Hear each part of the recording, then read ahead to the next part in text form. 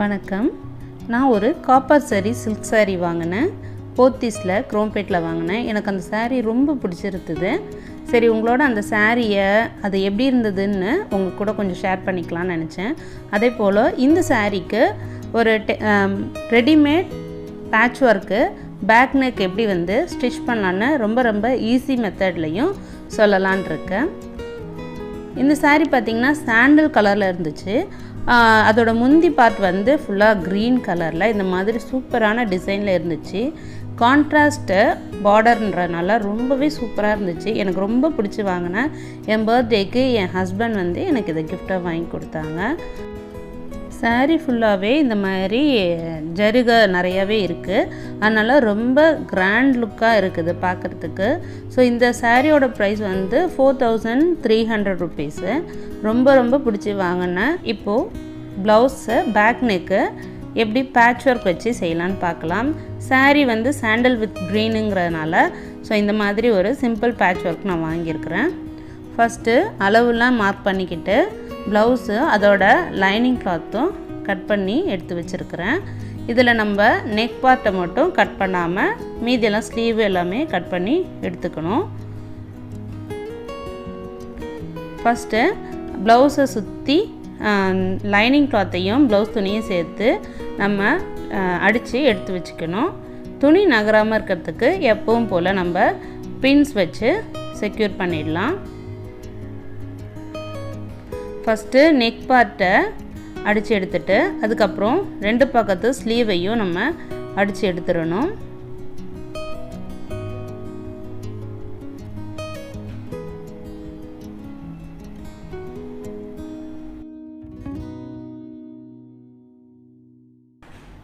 Next இந்த ஓரங்களை எட்ஜஸ்லாம் இந்த மாதிரி சின்னதாக நறுக்கி விட்டுட்டு பின்பக்கமாக திருப்பி எடுத்துக்கணும். எடுத்ததுக்கப்புறம் ஒரு லைனிங் கிளாத் மேலே ஒரு படிமான தையல் போட்டணும். இது எல்லாமே எப்போவும் நம்ம ஃபாலோ பண்ணுற ப்ளவுஸ் தைக்க ஃபாலோ பண்ணுற சேம் ப்ரொசீஜர் தான்.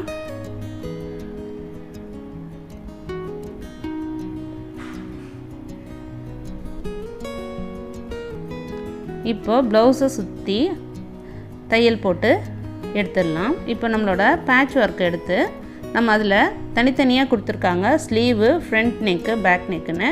நான் இந்த வீடியோவில் உங்களுக்கு பேக் நெக்கு எப்படி ஈஸியாக தைக்கிறதுன்னு காமிச்சிருக்கிறேன். ஸோ இந்த டிசைன்ஸ் எல்லாத்தையும் அதுக்கு தகுந்த மாதிரி நம்ம தனியாக ரிமூவ் பண்ணி எடுத்துடலாம். ஃபஸ்ட்டு இந்த டிசைனை ப்ளவுஸ் மேலே வச்சு நெக்கு நம்மளோட பேக் நெக்கு ஹைட்டு எவ்வளோ தூரம் இருக்குது, இந்த டிசைனோட ஹைட் எவ்வளோ இருக்குதுன்னு பார்த்துக்கணும். நான் யூஸ்வலாக 8 inches பேக் எடுப்பேன். இதோட டிசைனோட ஹைட் வந்து 7.5 தான் இருந்தது. ஸோ மேலே ஸ்டிச்சிங்க்கும் சேர்த்து, அதாவது ஷோல்டர் ஸ்டிச்சிங்க்கும் சேர்த்து அரைஞ்சி விட்டு கொஞ்சம் கீழே இறக்கி நான் டிசைனை வச்சுருக்கிறேன். டிசைன் வச்சுட்டு இந்த மாதிரி நல்லா சுற்றி பின் பண்ணிக்கணும். பின் பண்ணிவிட்டு இந்த மாதிரி கொஞ்சமாக நகர்த்தி அதோட நெக்கோட உள் பகுதியில் ஃபஸ்ட்டு நம்ம ஸ்டிச்சஸ் போட்டுகிட்டே வரணும். இதில் லைனிங் கிளாத் மேலே டிசைனை வச்சு அதை பின்பக்கமாக திருப்பி வச்சுருக்கிறேன். அதனால் கண்டிப்பாக இந்த மாதிரி வச்சு நீங்கள் ஸ்டிச் பண்ணுங்கள். ரொம்ப ஈஸியாக இருக்கும். நிறைய மெத்தட்ஸ் இருக்குது இந்த பேட்ச் ஒர்க்கு தைக்கிறதுக்கு. ஆனால் நான் யூஸ் பண்ணுற இந்த மெத்தட் ரொம்ப ஈஸியான மெத்தட். கண்டிப்பாக பேசிக் டெய்லரிங் தெரிஞ்சவங்க கூட இந்த மாதிரி ஒரு பேட்ச் வாங்கி அவங்க அதை கண்டிப்பாக சூப்பராக செஞ்சிட முடியும்.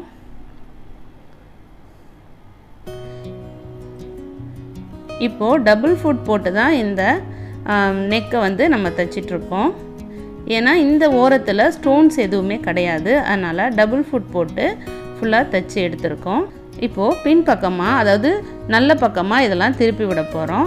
அதுக்கு முன்னாடி இந்த மாதிரி நல்லா எடுத்து விட்டு பேட்ச் ஒர்க்கை நல்லா எடுத்து விட்டு நல்லா தேய்ச்சி விட்டு எடுத்தோம்னா நம்ம திரும்ப நல்ல பக்கம் மடிக்கும் போது ரொம்பவே அழகாக மடிஞ்சு வரும். ஃபினிஷிங் வந்து ரொம்ப அழகாக தெரியும் பார்க்குறதுக்கு. இது மாதிரி மடித்து விட்டுட்டு நல்லா ஓரங்களை விரலை வச்சு நல்லா தேய்ச்சி விட்டுறணும். தேய்ச்சி விட்டோன்னா அந்த டிசைன்ஸ் வந்து ரொம்ப அழகாக வரும். அவ்வளோதான். எவ்வளோ ஈஸியாக வந்து பேட்ச் ஒர்க் வந்து நம்ம தைக்க முடியும் பாருங்கள்.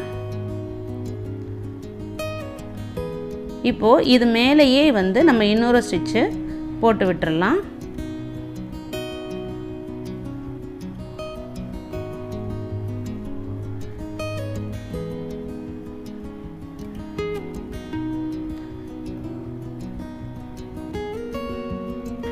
இப்போது டிசைனோட வெளிப்பக்கம் வந்து இருக்கிற எக்ஸ்ட்ரா துணி எல்லாத்தையும் நம்ம கொஞ்சம் சின்னதாக நறுக்கி விட்டுறலாம். உள்பக்கம் மடித்து தைக்கிறதுக்கு எவ்வளோ துணி வேணுமோ அவ்வளோ வச்சுக்கலாம். ஒரு 1/4 இன்ச் அளவுக்கு மட்டும் துணியை விட்டுட்டு மீதி இருக்கிற எக்ஸ்ட்ரா கிளாத் எல்லாத்தையுமே இந்த மாதிரி நம்ம கட் பண்ணி எடுத்துடலாம்.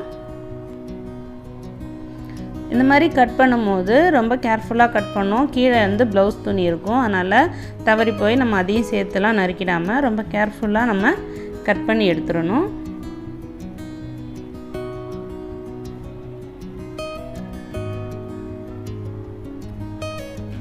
இந்த டிசைன்ஸ்க்கு தகுந்த மாதிரி அந்த எக்ஸ்ட்ரா துணியோட எட்ஜஸையும் குட்டி குட்டியாக நம்ம நறுக்கி விட்டுட்டோன்னா அப்படி உள்பக்கம் மடித்து தைக்கும் போது நமக்கு ரொம்ப ஈஸியாக இருக்கும். அதனால் இந்த மாதிரி கேர்ஃபுல்லாக சின்ன சின்னதாக நம்ம நறுக்கி விட்டுடலாம். மொத்தமாகவே இந்த பேட்ச் ஒர்க் செய்கிறதுக்கு ஒரு 10 நிமிஷம் கூட ஆகாது. ஆனால் பார்க்கறதுக்கு ரொம்ப லுக்கு சூப்பராக இருக்கும். நல்ல டிசைனாக நிறைய பேட்ச் ஒர்க்ஸ் இருக்குது. எனக்கு இங்கே கிடைச்சது இந்த டிசைனு, அதனால் நான் இதை வச்சு பண்ணியிருக்கேன். ரொம்ப சூப்பரான பேட்ச் ஒர்க் டிசைன்ஸ்லாம் பெரிய ஷாப்லலாம் நிறைய கிடைக்கிது. நெக்ஸ்ட்டு இந்த மாதிரி ஃபேப்ரிக் க்ளூ எடுத்துக்கிட்டு அதை பேட்ச் ஒர்க்கோட பேக் சைடில் நல்லா ஸ்ப்ரெட் பண்ணி விட்டுறணும். ஃபுல்லாக எல்லா டிசைன்லேயுமே பின்னாடி வர மாதிரி தடவி விட்டுடலாம். தடவி விட்டுட்டு இந்த எக்ஸ்ட்ரா இருக்கிற துணி எல்லாத்தையும் அதை அப்படியே மடித்து விட்டுட்டு கொஞ்சம் நேரம் காய விட்டுறணும். காய விட்டுட்டோன்னா அப்படியே ஃபிக்ஸ் ஆகிடும். அதுக்கப்புறம் அது மேலே நம்ம ஸ்டிச்சஸ் போடும்போது ரொம்ப ஈஸியாக இருக்கும். ஏன் இதில் க்ளூ ஒட்டணும் அப்படின்னாக்கா, சின்ன சின்னதாக இருக்கிற அந்த டிசைன்ஸ்லாம் வந்து ஸ்டிச் பண்ணும்போது எக்ஸ்ட்ரா கிளாத்து கொஞ்சம் வெளில வர நிறைய சான்சஸ் இருக்குது. அதனால் க்ளூ வச்சு நல்லா நம்ம இந்த மாதிரி ஒட்டி விட்டுட்டோன்னா அது எதுவுமே வெளில வராது, ஈஸியாக இருக்கும் ஸ்டிச்சஸ் போடுறதுக்கு. இந்த மாதிரி அதாவது பின்னு வச்சுக்கிட்டு அந்த சின்ன சின்ன கிளாத் எல்லாத்தையுமே அழகாக நம்ம உள்பக்கமாக தள்ளி விட்டுடலாம். க்ளூ ஒட்டினதுக்கப்புறம் பாருங்கள் இந்த சைடு எவ்வளோ நீட்டாக இருக்குதுன்னு. ஸோ இந்த மாதிரி செஞ்சுட்டு நல்லா காய வச்சுருங்க. கொஞ்சம் நேரம் காஞ்சதுக்கப்புறம் அதில் நம்ம ஸ்டிச்சஸ் போட்டு எடுத்துக்கலாம். வெளிப்பக்கம் ஸ்டிச்சஸ் போடும்போது நான் சிங்கிள் ஃபுட் மாற்றிருக்கேன். ஏன்னாக்கா அதில் நிறைய ஸ்டோன்ஸ் இருக்குது. ஸ்டோன்ஸ் இருக்கும்போது சிங்கிள் ஃபுட் போட்டு தைச்சாக்கா நமக்கு ரொம்ப ஈஸியாக இருக்கும் தைக்கும் பொழுது.